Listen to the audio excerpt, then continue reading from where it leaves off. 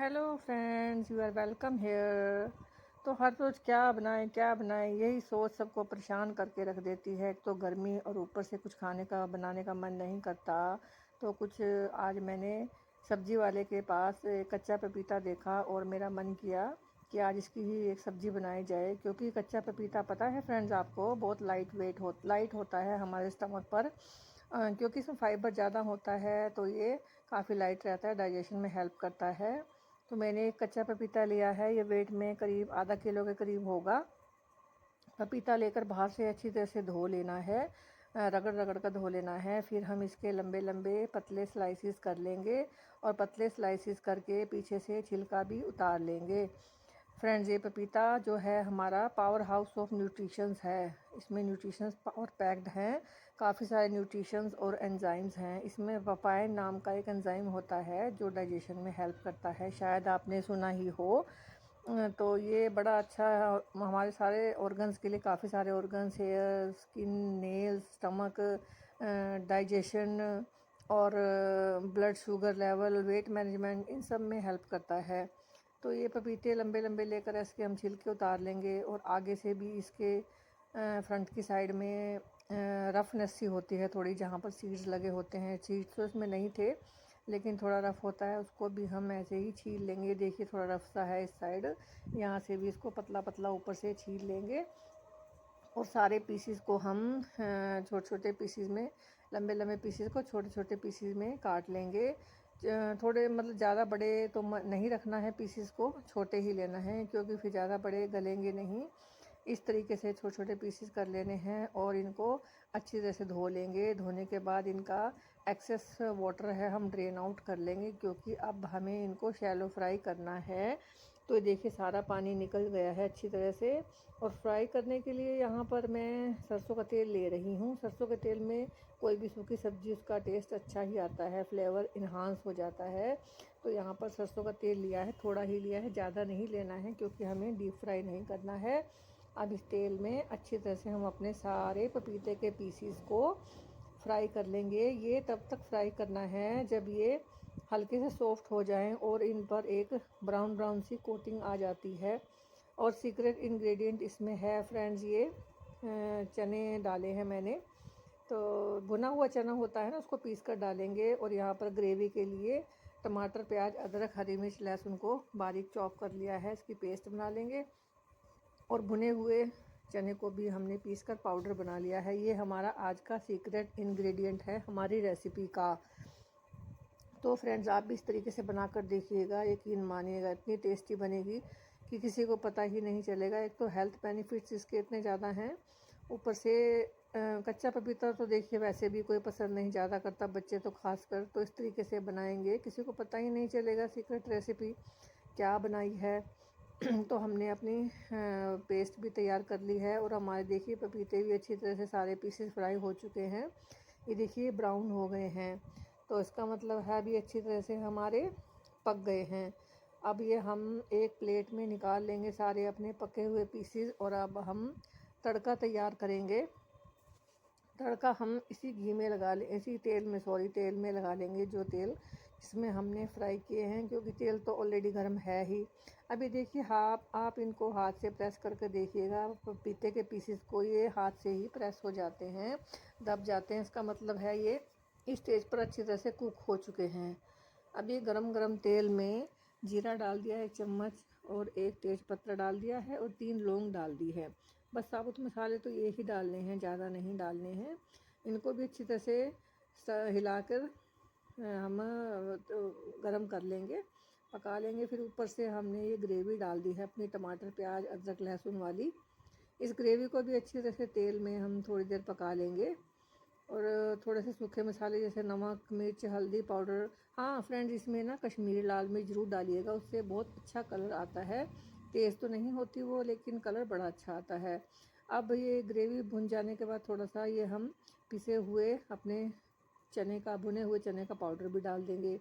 ये देखिए पाउडर डालने के बाद कैसे ग्रेवी इकट्ठी सी हो गई है, ये सारे पानी को अब्जॉर्ब कर लेता है चना पाउडर।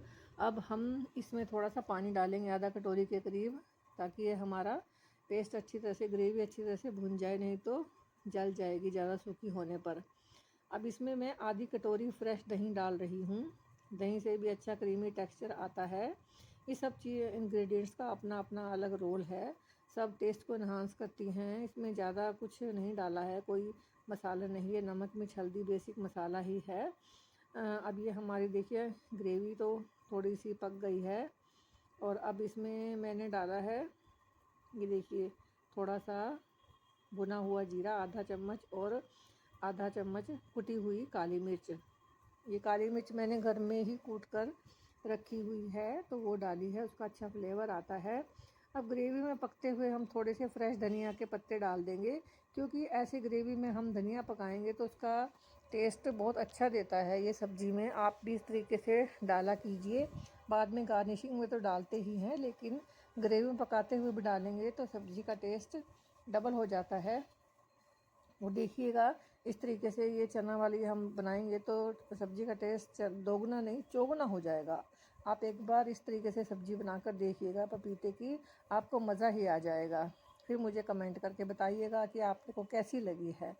अभी मैं यहाँ पर थोड़ी सी ग्रेवी वाली बना रही हूँ, इसलिए मैंने थोड़ा सा 1 कटोरी के करीब पानी डाल दिया है। अगर आप पतली बनाना चाहते हो इसको चावलों के साथ तो पानी ज़्यादा डाल सकते हो, 1 गिलास।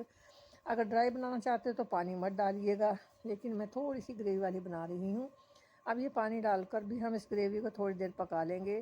फ्रेंड्स, अगर मेरी रेसिपी पसंद आए तो प्लीज़ मेरे चैनल को लाइक और सब्सक्राइब कर दीजिएगा। Thank you friends, thank you so much.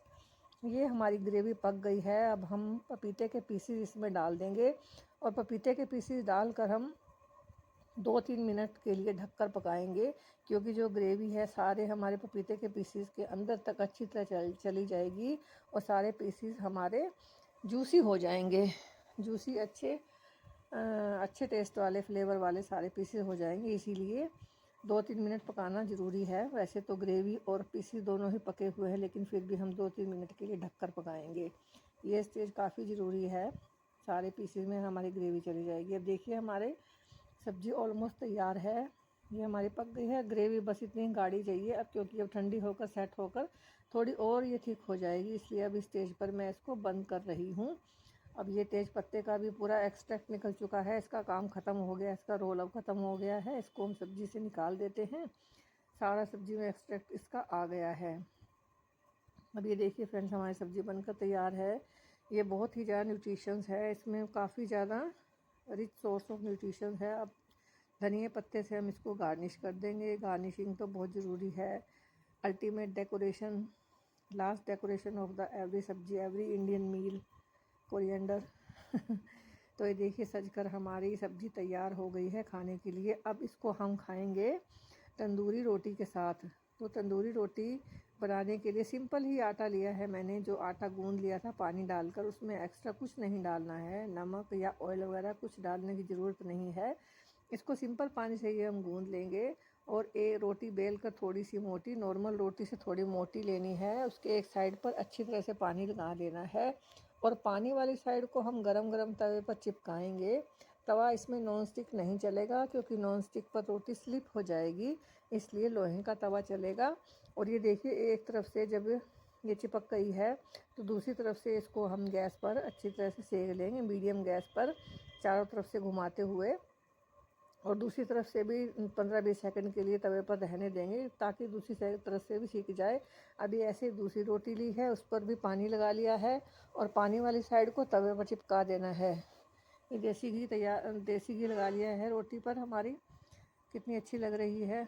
अब इस रोटी को भी हम ऐसे ही तवे को घुमा घुमा कर चारों तरफ से अच्छी तरह से सेक लेंगे। और अगर ज़्यादा आपको सेकनी है तो ज़्यादा आप क्रंची खाते हैं, थोड़ी देर तवे पर पड़ी रहने दीजिएगा। ये सेक ली है, उसको अब 15-20 सेकंड के लिए दूसरी साइड से भी ऐसे ही पड़ी रहने देंगे, ताकि दूसरी साइड से भी अच्छी तरह से सिक जाए। नहीं तो ये दूसरी साइड कच्ची लगती है, अब वो मुझे तो अच्छी नहीं लगती। तंदूर वाले तो वैसे सेकते नहीं दूसरी साइड से, जो ढाबे में बनाते हैं, लेकिन हम यहाँ पर सेक लेंगे, हम घर में जैसे मर्जी करें, है ना। तो ये तवे पर दूसरी साइड भी पड़े पड़े सिक जाएगी। फ्रेंड, इस तरीके से आप ये रोटी के साथ या चावल के साथ इस सब्ज़ी को खा सकते हैं। चावल के साथ भी अच्छी लगती है और गर्मियों में बड़ी अच्छी ठंडी रहती है। ये रिच सोर्स ऑफ फाइबर है। और हमारे स्टमक पर अच्छी तरह से रहती है, वेट मैनेजमेंट में भी हेल्प करती है, वेट इससे कम होता है। ये देखिए दूसरी तरफ से भी अच्छी तरह सिक गई है। अब इसी तरह के तरीके से हम अपनी तीसरी रोटी भी लगा लेंगे। इस पर पानी लगाकर इसको भी हम तवे पर चिपका कर ऐसे ही बना लेंगे और इस तरीके से सारी तंदूरी रोटियां ऐसे ही मेथड से बना लेंगे।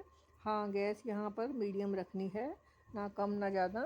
कम पर थोड़ा सिकेगी नहीं और तेज़ पर जल जाएगी, तो मीडियम फ्लेम पर सेक लेंगे। देखिए कितनी अच्छी लग रही हैं, देखने में लग रही हैं ना तंदूर की। तो आप भी इसी तरीके से बना लीजिएगा, बड़ी अच्छी लगेगी कच्चे पपीते की सब्ज़ी के साथ। अब ये देखिए यहाँ भी ये इधर पक गई है, मतलब दिख रही है ना, इसमें थोड़ा सा हवा भर गई, बबल्स आ गए हैं। तो अब इसको हम गैस पर ऐसे तवे को उल्टा करके अच्छी तरह से सेक लेंगे। बस तवा घुमाते रहना है चारों तरफ से, जहाँ जहाँ से सेकनी है वहाँ से तवा घुमा देना है। और ये सारी हमारी तंदूरी रोटियां बनकर तैयार हो चुकी हैं। हमारे लंच का टाइम भी हो गया है और हमारा खाना भी अब रेडी है। सबको बड़ी अच्छी लगी कच्चे पपीते की सब्ज़ी, पता ही नहीं चला, इतनी टेस्टी लगी। इसमें दही और जो उसका टच है रोस्टेड चना का, वो तो बस बता ही नहीं सकती, खाने वाला ही बताएगा कैसा था। अब ये देखिए कितनी अच्छी तरह से सिक गई है। इस पे भी हम देसी घी लगा लेंगे और ये इसको भी दूसरी साइड से अच्छी तरह से सेक लेंगे। इसको उतार के गैस पे मत सेकिएगा क्योंकि फिर हार्ड हो जाएगी। बस तवे पर थोड़ी देर 15-20 सेकंड के लिए छोड़ दीजिएगा, फिर ये पीछे से भी ठीक हो जाती है। तो लीजिए हमारी सारी तंदूरी रोटियां बनकर तैयार हो गई हैं। 3 बनाई हैं अभी मैंने, क्योंकि अभी ज़्यादा खाने वाले लोग नहीं बैठे हैं, तो अपने 2 लोगों के लिए ही बनाई है। अब ये हमारी आज लंच की थाली तैयार हो गई है, ये देखिएगा सेट हो गई है। अब सब्ज़ी पपीते की हमारी कितनी अच्छी लग रही है और इसकी ग्रेवी भी अब थोड़ी गाढ़ी हो गई है। ये मैंने कचूमर सलाद बनाया है, ये टमाटर प्याज और कुकुम्बर को छोटे पीसेस में काट के चाट मसाला और काला नमक डाल के, बड़ा अच्छा लगता है, नींबू वगैरह डाल के। तंदूरी रोटी है यहाँ पर और मसाला दही है। आइए फ्रेंड्स आप भी एंजॉय कर लीजिए, let's enjoy together this lunch थाली विद कच्चा पपीता सब्जी।